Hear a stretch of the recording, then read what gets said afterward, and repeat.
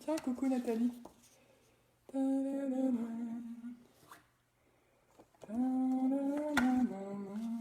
Oh, et quelle est la deuxième qui nous regarde? Oh, Charline, salut Charline.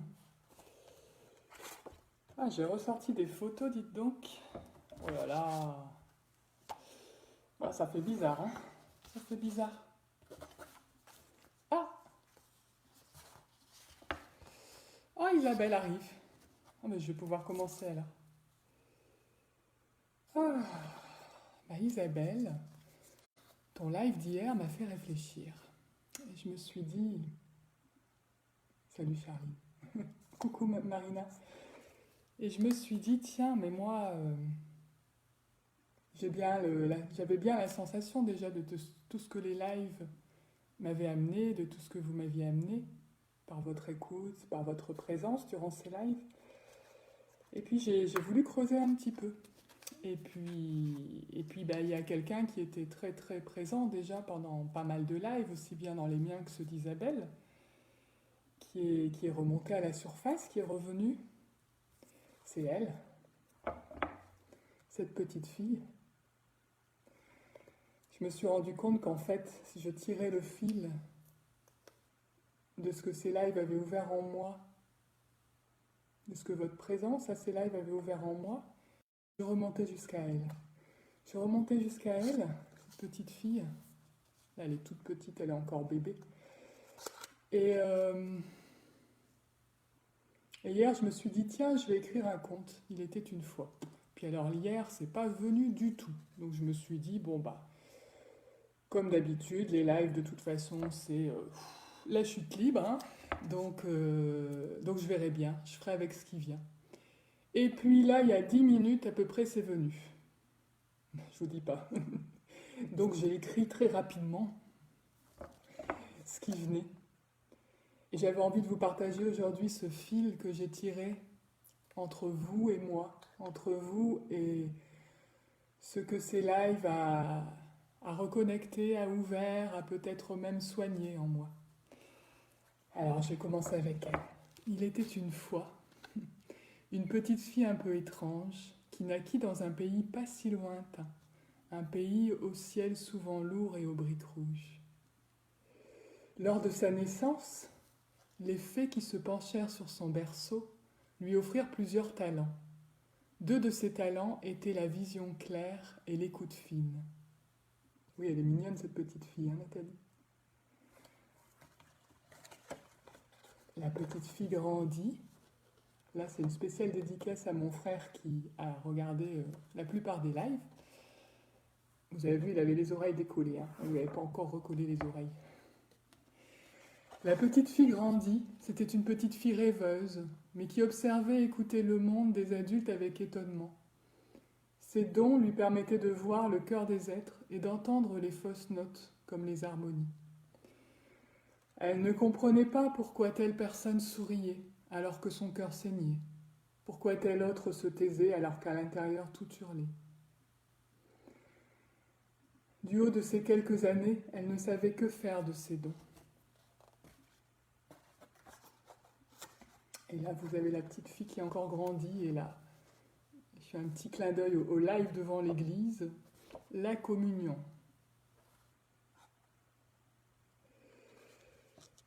Les mots dont elle sentait le pouvoir et la beauté, elle les voyait si mal utilisés, refoulés ou brandis comme des arbres.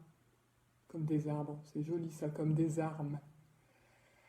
Elle aurait voulu dire ce qu'elle sentait, leur montrer, mais elle était bien petite face à ce géant. Alors elle se tut.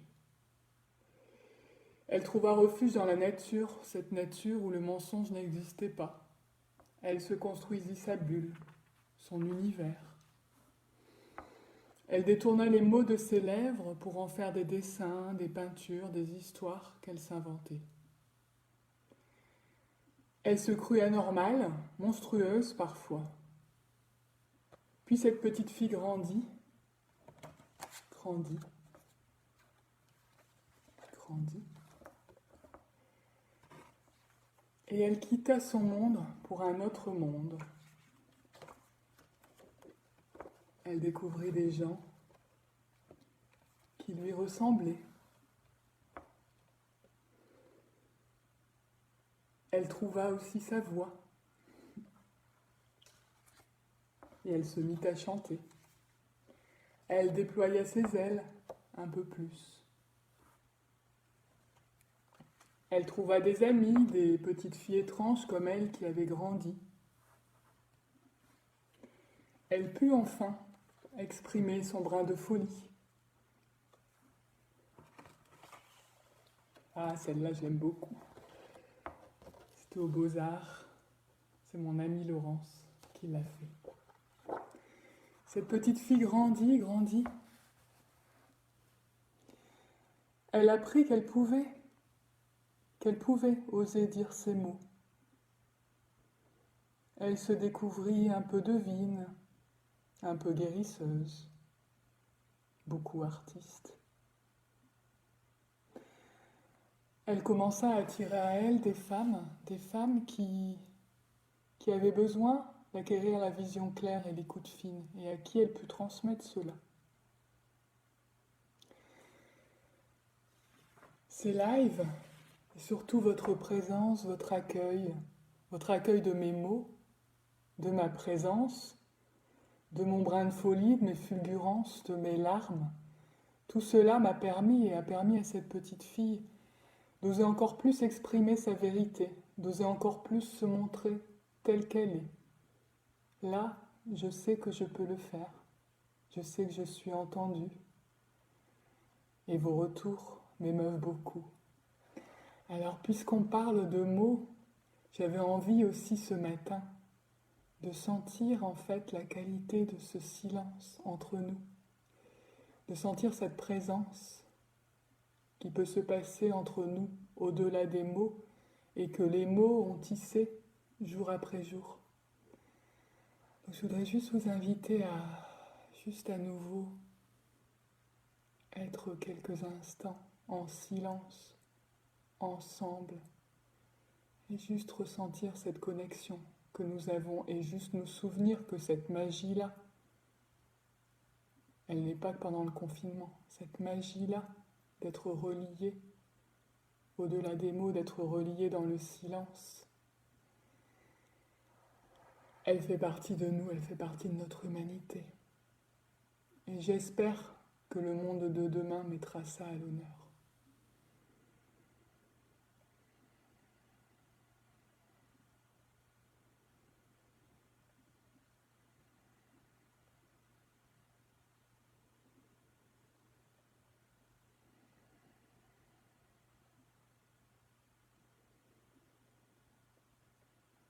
Est-ce que vous sentez ça?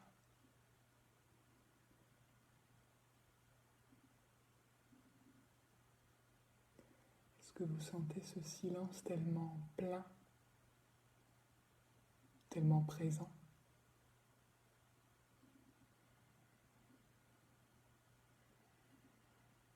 C'est bon, non?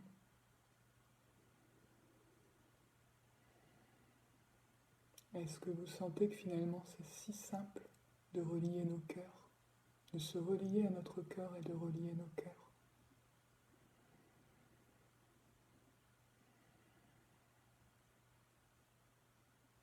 Et qu'à partir de cet espace-là, les décisions qu'on prendra seront justes.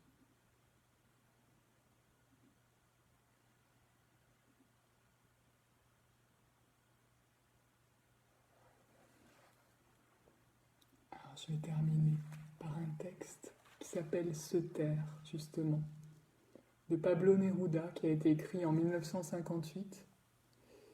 Et vous verrez que ça aurait pu être écrit en ce moment. Maintenant, nous allons compter jusqu'à 12 et serons tous immobiles. Pour une fois sur cette terre, ne parlons dans aucune langue. Arrêtons pour une seconde. et ne gesticulons plus sans arrêt. Nous passerions un instant exceptionnel, sans agitation, sans bruit de machine. Nous serions tous ensemble, dans une soudaine quiétude. Les pêcheurs des mers froides ne tueraient plus de baleines, et le travailleur de sel pourrait regarder ses mains abîmées.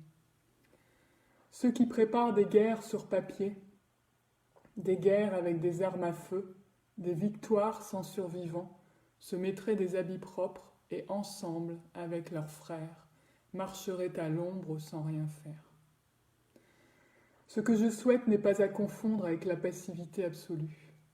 C'est de la vie qu'il s'agit. Je n'ai rien à faire avec la mort. Si nous n'avons pas pu être unanimes en bougeant sans cesse nos vies, peut-être ne rien faire, peut-être un immense silence briserait notre tristesse. Cette tristesse qui exprime notre incompréhension réciproque et nos menaces de mort.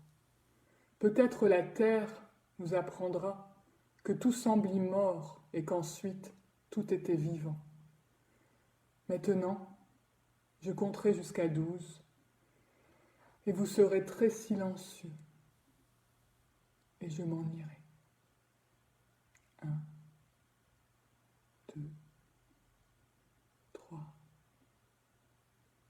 4, 5, 6, 7, 8.